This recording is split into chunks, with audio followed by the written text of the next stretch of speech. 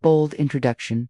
Imagine a world where a single empire stretched from the deserts of Arabia to the gates of Vienna, from the bustling markets of Cairo to the shores of the Black Sea. Now, picture that same empire vanishing almost overnight, leaving behind a legacy that still sparks fierce debate and shapes the destiny of millions. How did a small, overlooked tribe from the wilds of Central Asia rise to command such unimaginable power? And what secret forces were at work behind its sudden collapse? The story of the Ottoman Empire isn't just a tale of sultans and soldiers, it's a saga of ambition, betrayal, and transformation that rewrote the map of the world. For over 6 centuries, the Ottomans ruled with a mix of iron will and surprising tolerance, building a civilization that dazzled outsiders and terrified rivals. Yet, beneath the glittering surface, cracks were always forming, cracks that would eventually shatter the empire and give birth to the modern nation of Turkey. Today, the echoes of that lost empire still haunt the streets of Istanbul,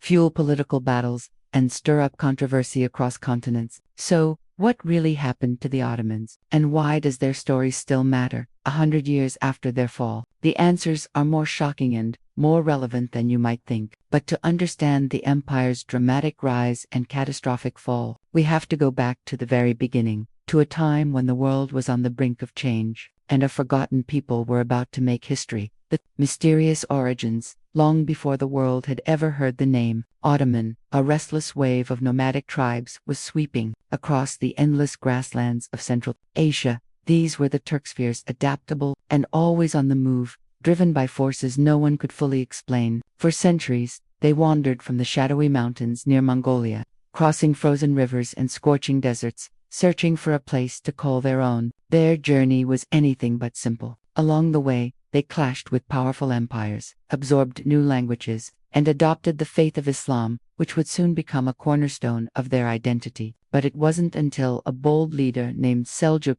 broke away from his people and carved out a new kingdom in Persia that the Turks truly began to make their mark on history. The Seljuks, as they became known, didn't just conquer, they transformed, blending Persian culture with their own traditions and setting the stage for something even greater. Yet, the Seljuk Empire was destined to fragment, splintering into a patchwork of rival states across Anatolia. In this chaotic landscape, where warlords rose and fell with dizzying speed, a new figure emerged from the shadows. Osman. His origins are shrouded in legend, with stories of prophetic dreams and impossible victories. But one thing is certain: Osman's ambition was unmatched. He gathered a band of loyal followers and began to carve out a small principality in the wild borderlands of northwestern Anatolia. No one could have guessed that this obscure chieftain would lay the foundation for an empire that would one day shake the world. The Ottomans, named after Osman himself, were born in an age of uncertainty, surrounded by enemies and haunted by the ghosts of fallen empires.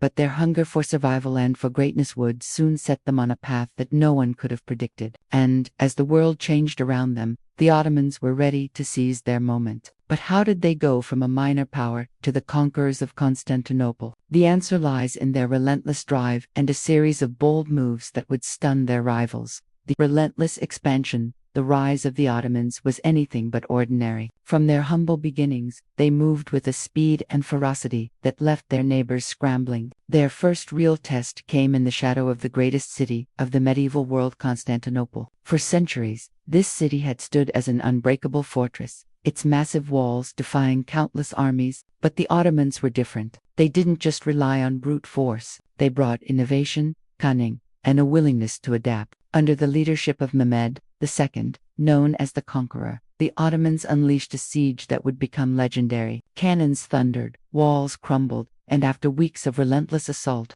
the city finally fell in 1453. The world was stunned. The fall of Constantinople didn't just mark the end of the Byzantine Empire. It sent shockwaves through Europe and the Middle East, signaling that a new power had arrived. With their new capital secured, the Ottomans wasted no time in transforming Constantinople into the beating heart of their empire. They rebuilt, repurposed, and reimagined the city, turning it into a crossroads of cultures, religions, and trade. But their ambitions didn't stop at the city's gates. The Ottomans launched campaign after campaign, pushing deeper into the Balkans, sweeping across the Middle East, and even challenging the might of European kingdoms. Their armies were a force to be reckoned with, blending traditional cavalry with cutting-edge artillery and Most famously, the Janissaries, a corps of elite soldiers taken as children from conquered lands, trained with ruthless discipline, and fiercely loyal to the Sultan. This unique military machine allowed the Ottomans to outmaneuver and outfight their rivals time and again. But it wasn't just military power that fueled their expansion. The Ottomans mastered the art of diplomacy, forging alliances when it suited them and exploiting the divisions of their enemies. They offered religious tolerance to many of their new subjects, allowing Christians and Jews to live and worship under their rule, which helped keep rebellion at bay. As their empire grew, so did their confidence. The Ottomans began to see themselves not just as conquerors, but as the rightful heirs to the legacy of Rome and Persia. Their banners flew over cities that had once seemed untouchable, and their influence stretched from the deserts of Arabia to the heart of Europe. But with every new conquest, the stakes grew higher and the challenges more complex. The world was watching, and the Ottomans were determined to prove that their rise was only just beginning. Yet, as they reached for greatness, new dangers were already lurking on the horizon. The Golden Age and hidden costs at the height of its power, the Ottoman Empire dazzled the world. Under the rule of Suleiman the Magnificent, the empire reached a level of influence and prosperity that few could have imagined. Suleiman's reign wasn't just about military victories, though. His armies marched all the way to the gates of Vienna, and his navy ruled the Mediterranean.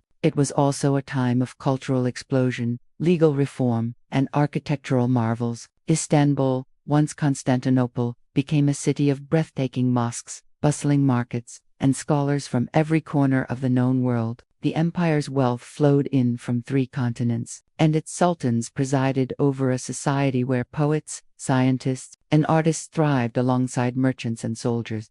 But beneath the glittering surface, the Ottoman system was a delicate balancing act. The empire's strength came from its diversity. Turks, Greeks, Armenians, Arabs, Jews, and countless others lived side by side, each group governed by its own laws and traditions. This millet system allowed for a surprising degree of religious and cultural freedom, making the empire a rare haven for those fleeing persecution elsewhere. Jews, expelled from Spain, found new homes in Ottoman cities, and Christians could rise to positions of power if they proved their loyalty. Yet this tolerance was not without its limits. Conversion to Islam opened doors to higher status and opportunity, and those who resisted Ottoman rule sometimes faced harsh consequences.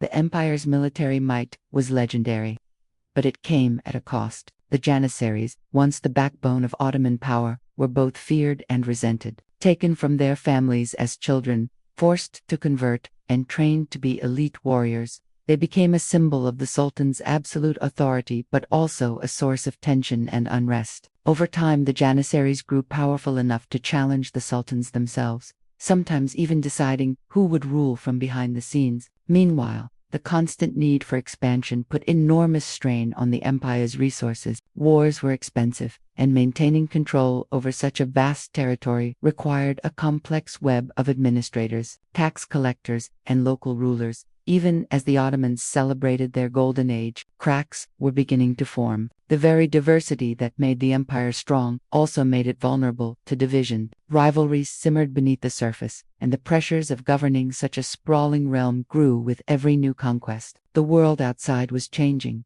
2 new trade routes, rising European powers, and shifting alliances threatened the delicate balance the Ottomans had worked so hard to maintain. For now, the empire stood tall, its sultans commanding respect and fear across continents, but the seeds of future trouble had already been sown, and the Golden Age would not last forever. The next chapter would bring challenges that even the mighty Ottomans could not ignore. The cracks begin to show as the centuries rolled on. The Ottoman Empire's unstoppable momentum began to falter. The signs were subtle. At first, a lost battle here, a rebellious province there, but soon, the cracks in the empire's foundation became impossible to ignore. The once invincible Ottoman armies started to suffer defeats at the hands of their European rivals. The failed siege of Vienna in 1683 was a turning point, a moment when the world realized that the empire's expansion could be stopped. The Christian powers of Europe, once divided and fearful, began to unite against the Ottomans, pushing them back from the heart of the continent. Each lost territory was more than just a blow to the empire's pride. It was a warning that the old order was changing, but military setbacks were only part of the story. The world itself was shifting in ways the Ottomans couldn't control. The discovery of new sea routes by European explorers meant that the lucrative overland trade passing through Ottoman lands was no longer essential. Wealth and influence began to flow toward the Atlantic, leaving the empire's traditional centers of power struggling to keep up. The bustling markets of Istanbul and Cairo, once crossroads of global commerce, found themselves bypassed by ships loaded with silver, spices, and silk from the Americas and the Far East. Economic stagnation set in, and the empire's coffers grew thin. Meanwhile, the vastness of the Ottoman realm became a double-edged sword. Local governors and provincial rulers, once loyal to the Sultan, started to act with increasing independence. In North Africa, regions like Algeria and Egypt began to slip from Istanbul's grasp, their leaders more interested in their own fortunes than in serving a distant emperor. The empire's famous tolerance, which had once held its diverse peoples together, now became a source of tension as different groups vied for autonomy and influence. Nationalist movements began to stir, fueled by the winds of change blowing in from Europe. Inside the imperial court, the sultans themselves grew more distant from the realities of rule. Power shifted into the hands of grand viziers and bureaucrats, while the sultans retreated into the luxury of their palaces and harems. The once feared janissaries, now bloated with privilege and corruption, became a destabilizing force rather than a pillar of strength. The machinery of government, once admired for its efficiency, started to grind down under the weight of its own complexity and the ambitions of those who sought to control it. By the dawn of the 18th century, the Ottoman Empire was no longer the unstoppable force it had once been. Its enemies sensed weakness, and its subjects began to question the old ways. The empire's golden age was over, replaced by an era of uncertainty and decline. But even as the Ottomans struggled to hold their world together, new storms were gathering on the horizon, storms that would test the very survival of the empire itself. The age of decline and controversies. By the 18th and 19th centuries, the Ottoman Empire had earned a new and ominous nickname, the sick man of Europe. Once feared and respected, the empire now found itself surrounded by hungry rivals eager to carve away its lands. Russia, Austria, and other European powers saw opportunity in Ottoman weakness, launching wars and stirring up rebellion in the empire's far-flung provinces. The Balkans, once a proud jewel in the Ottoman crown, became a battleground of nationalist uprisings and foreign intervention. Serbia, Greece, Romania, and Bulgaria all began to break away, fueled by dreams of independence and the backing of powerful allies. Each lost province was a fresh wound, and the empire's borders shrank with every passing decade. But the threats weren't just external. Inside the empire, a new generation of thinkers and activists, many calling themselves Turkish nationalists, began to question the old ways. The Young Turks, as they became known, demanded sweeping reforms to drag the empire into the modern age. They wanted a constitution, a parliament, and a government that could stand alongside the great powers of Europe. In 1908, their revolution forced the Sultan to accept a new era of constitutional rule. But the movement was far from united. Factions within the Young Turks clashed over the future of the empire, and the resulting political chaos only deepened the sense of crisis. Amid this turmoil, darker controversies began to surface, ones that still spark heated debate today. Perhaps the most infamous was the treatment of the Armenian population during World War I. Reports and survivor accounts describe mass forced marches and widespread deaths, with estimates of the toll reaching over 1 million lives. While many historians and governments recognize these events as genocide, the topic remains deeply sensitive and hotly contested, especially within Turkey itself. The legacy of these tragedies continues to cast a long shadow, fueling arguments over history, responsibility, and justice. Meanwhile, the empire's economy was in freefall. Years of war, corruption, and mismanagement had left the treasury empty. Local rulers acted with near-total independence, and the central government struggled to collect taxes or enforce its will. In North Africa, provinces like Egypt and Algeria slipped away, falling under European control. The once mighty Ottoman fleet was no match for modern navies, and the empire's armies, plagued by outdated tactics and poor morale, could barely hold the line against their enemies. As the 20th century dawned, the Ottoman Empire was a shell of its former self, haunted by internal divisions, battered by foreign powers, and shaken by scandals that would never fully heal. Yet, even as the empire teetered on the brink, a final, desperate struggle for survival was about to begin. The world was changing fast, and the Ottomans would soon face their greatest test yet.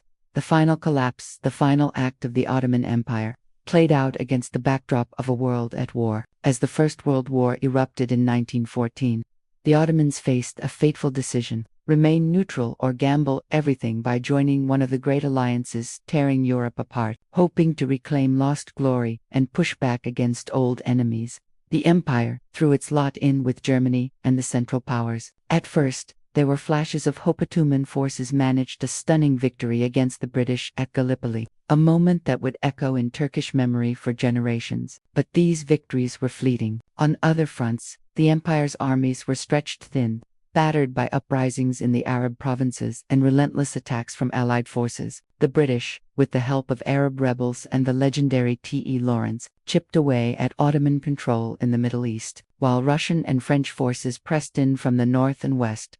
Inside the empire, chaos reigned. The government, desperate to maintain order and control, resorted to brutal measures, including the mass deportations and killings of Armenians, a tragedy that remains a source of pain and controversy to this day. The war drained the empire's resources, shattered its infrastructure, and left its people exhausted and hungry. By 1918, the Ottoman military was in full retreat, and the once mighty empire was collapsing on every front.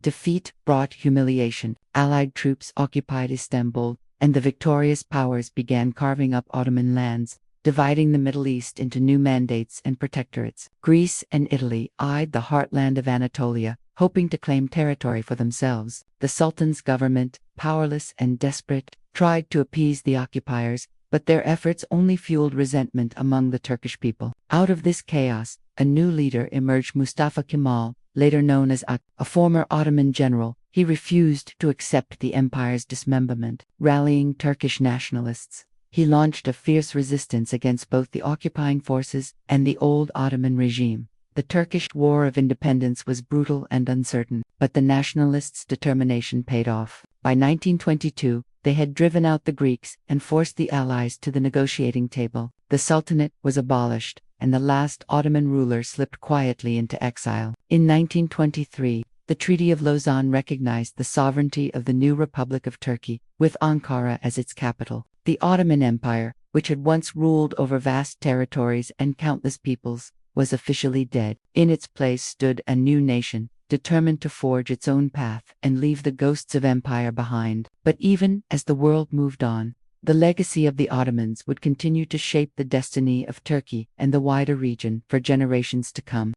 The legacy echoes in today's world. Even a century after its collapse, the shadow of the Ottoman Empire still stretches across modern Turkey and, far beyond its borders. Walk the streets of Istanbul, and you'll see reminders everywhere: grand mosques with soaring domes, ancient palaces, and bustling bazaars that once served as the beating heart of a global empire. But the Ottoman legacy isn't just a matter of architecture or faded glory. It's woven into the very fabric of Turkish identity, politics, and culture. For some, the empire is a source of pride, a golden age when Turkish power and influence reached their peak. For others, it's a cautionary tale of excess, decline, and the dangers of clinging to the past. In recent years, there's been a noticeable resurgence of Ottoman nostalgia in Turkish society. Politicians invoke the memory of sultans and victories to inspire unity or justify bold moves on the world stage. The reconversion of Hagia Sophia from a museum back into a mosque in 2020